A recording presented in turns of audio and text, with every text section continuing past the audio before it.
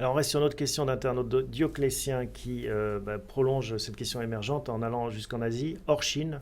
Est-ce que c'est le moment de revenir en Asie, hors Chine, demande Dioclétien.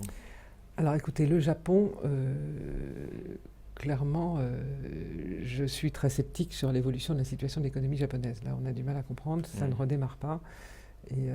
Et donc cette politique de quantitative easing a l'air de ne pas fonctionner comme Les on flèches, l'espérait. hein. Voilà, oui, les flèches, pour l'instant, visiblement, la flèche réforme n'a pas suffisamment délivré.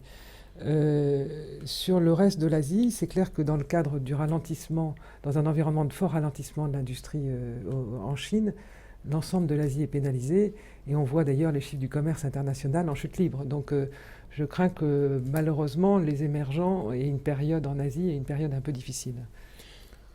Sur les émergents asiatiques. Vous couvrez ça dans l'aide déplacement, vous allez jusque-là, ou est-ce que c'est plus En fait, français? on passe par des fonds. On n'a pas la prétention d'avoir une expertise sur tout. En revanche, sur les pays émergents, les pays d'Asie ne sont pas producteurs de matières premières, donc ils sont peut-être moins touchés.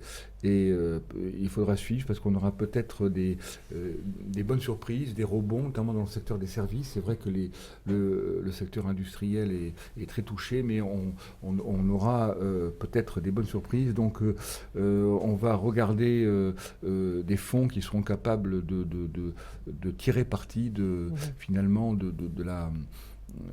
d'une situation asiatique qui pour l'instant n'est pas très brillante, mais qui est beaucoup moins dramatique en tout cas que les producteurs de matières premières.